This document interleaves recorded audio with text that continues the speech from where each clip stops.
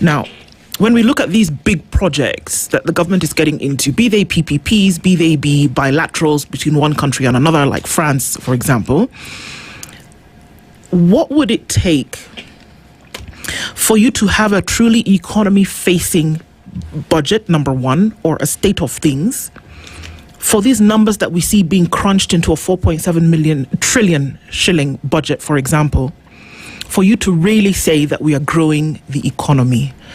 That we may talk about it every day, but do we really understand what it means?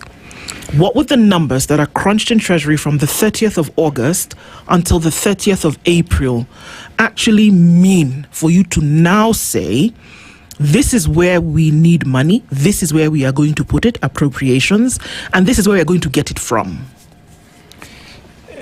You're asking a very interesting question. Because one of the biggest inventions in the Kenya Constitution was public participation.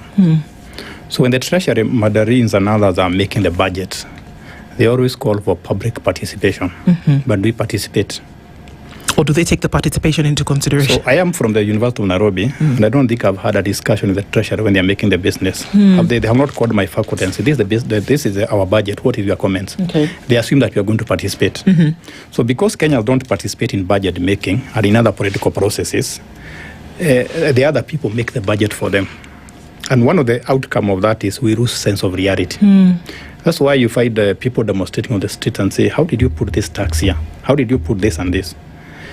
So unless we start participating as voters, as citizens of this country, in budgeting process, in constitutional process, in political process, wrong decisions will always be made.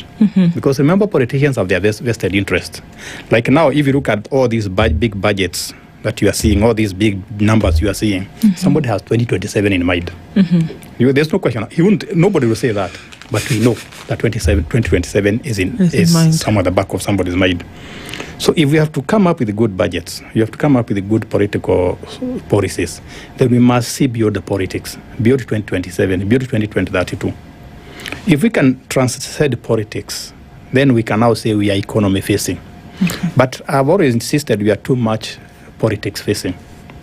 Because remember, a politician will not be voted in or out because of tomorrow, to be because of today. So there's very high temptation that I want things that can be seen now.